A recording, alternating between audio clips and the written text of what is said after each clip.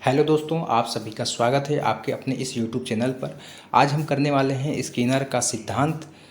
तो चलिए वीडियो को स्टार्ट करते हैं। अगर वीडियो आपको पसंद आती है तो प्लीज़ लाइक, शेयर और सब्सक्राइब जरूर से कर दिए।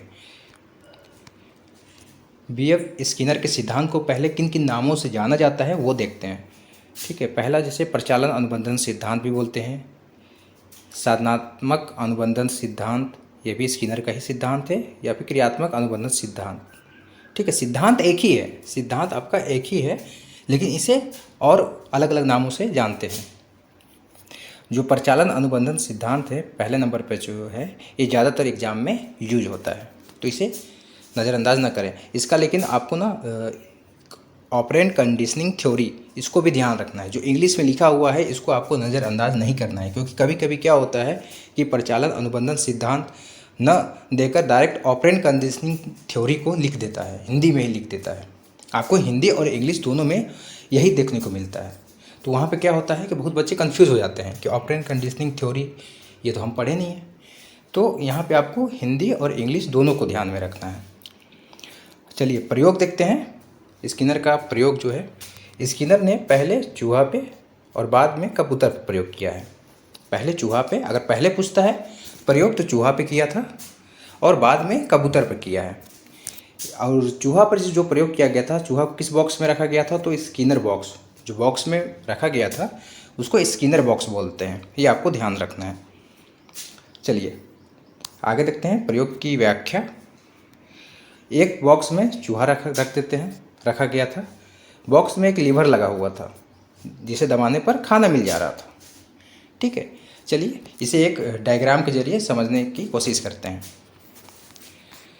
यहाँ पे जैसा कि डायग्राम है, यहाँ पे देखिएगा ये जो बॉक्स बना हुआ है, ये जो बॉक्स है, ये बॉक्स जो है, ये बॉक्स जो बना हुआ है, इसी बॉक्स को बोलते हैं हम स्किनर बॉक्स।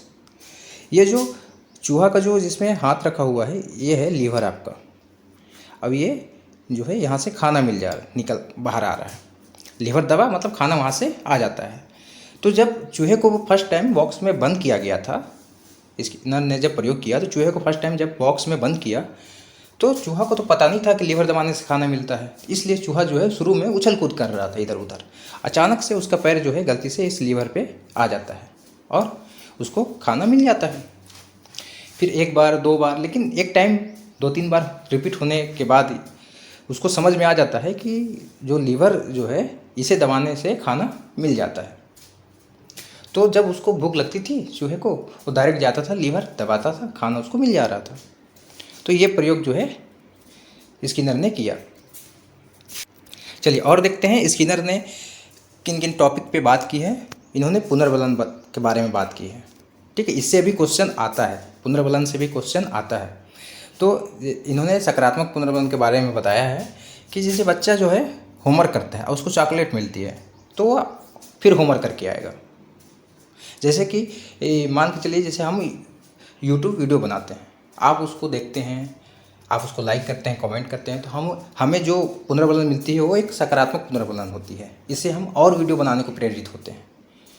तो वहाँ पे यहाँ पे भी वही है कि जैसे बच्चा जो है होमवर्क करेगा, उसको आप चॉकलेट आप देते हैं तो बच्चा फिर से दोहराएगा, फिर होमवर्क करके लाएगा। तो ये सकारात्मक पुनर्बलन होता है। नकारात्मक पुनर्बलन जो होता है, जैसे होमवर्क करने पर डांट पड़ेगी इसलिए बच्चा करता है, मतलब यहाँ पर डांट के डर से कर रहा है ना, मार के डर से कर रहा है। जैसे परीक्षा में अगर फेल हो जाता है तो घर वाले उसको डांटेंगे तो अच्छा करेगा। तो ये जो है नकारात्मक पुनर्बलन इसे बोलते हैं। अब देखते हैं सतत पुनर्बलन।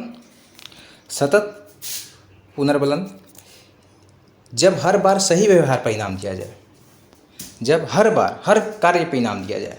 जैसे कि बच्चा हर बार सही उत्तर दे रहा है और टीचर हर बार उसको स्टार दे रहा है, हर बार बार बार। जैसे हमने अभी देखा कि चूहा वाला प्रयोग किया था, चूहा हर बार लीवर दबा रहा था, उसको हर बार खाना मिल रहा था। तो ये जो आएगा सतत पुनर्बलन में आता है। इसकी विशेषता देखते हैं, बहुत इंपॉर्टेंट है, ध्यान से सुनिएगा। विशेषता जो है, इससे सीखना जल्दी होता है लेकिन जल्दी भूल भी जाता है। ध्यान रहे, इससे सीखना तो जल्दी सीखेगा बच्चा लेकिन जल्दी भूल भी जाता है। ठीक है, आंशिक पुनर्बलन देखते हैं। आंशिक पुनर्बलन जब कभी हर बार नहीं मतलब जब कभी कभी, मतलब हर बार नहीं इनाम दिया जाए, कभी कभी इनाम दिया जाए। कभी सही उत्तर पर स्टार मिलता है तो कभी नहीं मिलता है। जैसे गेम में भी देखे होंगे कि कभी जीत पर रिवार्ड मिलता है, कभी नहीं मिलता है। तो यह जो है आंशिक पुनर्बलन में आएगा, ध्यान रहे। यह इससे क्या होता है, विशेषता इसकी देखते हैं तो यह इससे सीखना तो थोड़ा धीरे होता है, थोड़ा धीरे बच्चा सीखेगा, लेकिन यह सबसे ज़्यादा पावरफुल माना जाता है। अब यह सबसे लंबे समय तक टिकाऊ होती है। टिकाऊ पुनर्बलन कौन सी है, क्वेश्चन में आता है अगर टिकाऊ पुनर्बलन सबसे ज़्यादा स्ट्रॉन्ग पुनर्बलन कौन सी है, तो वह आंशिक पुनर्बलन है, न कि सतत। इसे ध्यान में रखिएगा। चलिए अब कुछ क्वेश्चन करते हैं। यहाँ पर क्वेश्चन है, स्किनर बॉक्स प्रयोग में किस जानवर का प्रयोग किया गया था, कौन से जानवर को स्किनर बॉक्स में रखा गया था। तो अभी हमने प्रयोग देखा है और इसका ऑप्शन सी हो जाएगा राइट आंसर, चूहा पर प्रयोग किया गया था। नेक्स्ट देखते हैं, जब अच्छे व्यवहार के बाद इनाम दिया जाता है तो उसे क्या कहते हैं।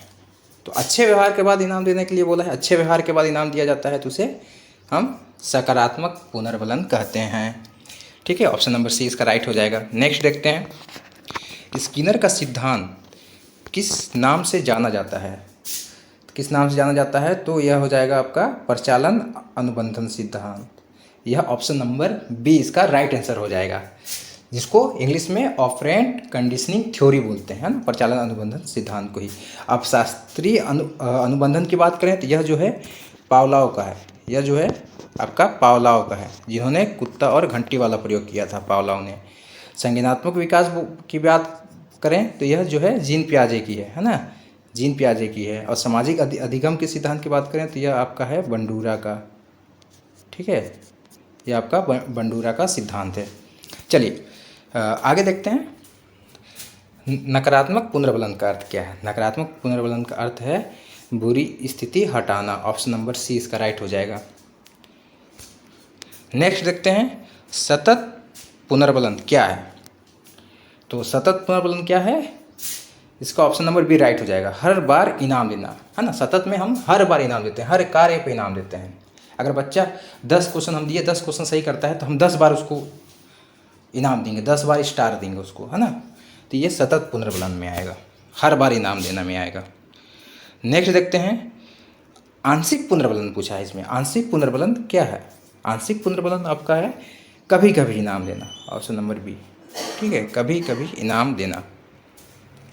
नेक्स्ट देखते हैं, यहाँ पे दिया हुआ है कौन सा पुनर्बलन अधिक प्रभावी होता है।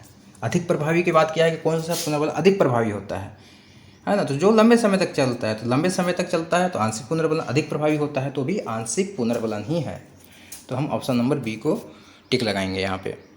नेक्स्ट देखते हैं, स्किनर ने, अगला क्वेश्चन है, स्किनर ने बाद में किस पर प्रयोग किया। तो बाद में किस पर प्रयोग किया, कबूतर पे, चूहा पे, बंदर पे या फिर तोता पे, ये आपको कमेंट करके बताना है। ठीक है, इसका उत्तर आपको कमेंट करके देना है।